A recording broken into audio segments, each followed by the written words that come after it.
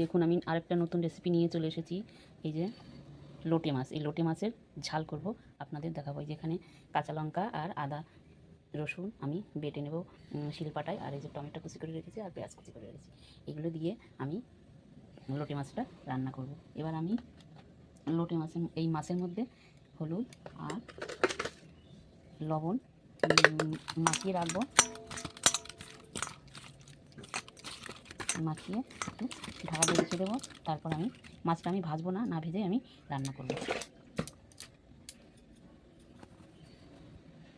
এই যে আমার আদা রসুন আর কাঁচা লঙ্কাটা বাটা হয়ে গেছে, এবার আমি রান্না আমার তেলটা গরম হয়ে গেছে, আমি কড়াইতে তেল দিয়ে দিচ্ছি, তেলটা গরম হয়ে গেছে। এবার আমি তেজপাতা জিরে ফোড়ন দিয়ে দিলাম। এবার দিয়ে দেবো পেঁয়াজ কুচি, পেঁয়াজ কুচি দিয়ে দেবো। দিয়ে পেঁয়াজটা একটু নরম হওয়া বলে আমি টমেটো দিয়ে দিয়েছি। এবার এর মধ্যে আদা কাঁচা লঙ্কা রসুন বাটাটা দিয়ে দেবো, দিয়ে ভালো করে নেড়ে চেড়ে নেবো। অল্প করে জল দিয়ে দেবো। এবার স্বাদ মতো লবণ নুন আর পরিমাণ মতো হলুদ দিয়ে আর একটু দেবো কাশ্মীরি লঙ্কার গুঁড়ো দিয়ে ভালো করে মশলাটা আমি কষিয়ে নেব। মশলাটা আমার কষানো হয়ে গেছে, এই যে এবার তেল ছেড়ে গেছে। এবার আমি একটু জল দিয়ে দেবো।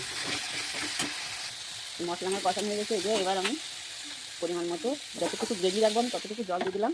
দিয়ে এবার আমি ফোটা অবধি অপেক্ষা করবো, এই ঝোলটা ফোটা অবধি অপেক্ষা করবো।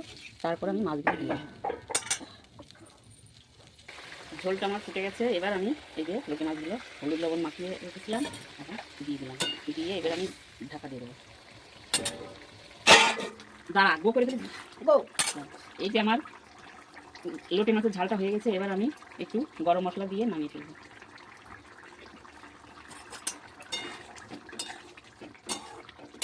দেখুন বন্ধুরা, দেখতে কত সুন্দর হয়েছে, খেতে না কত ভালো লাগবে।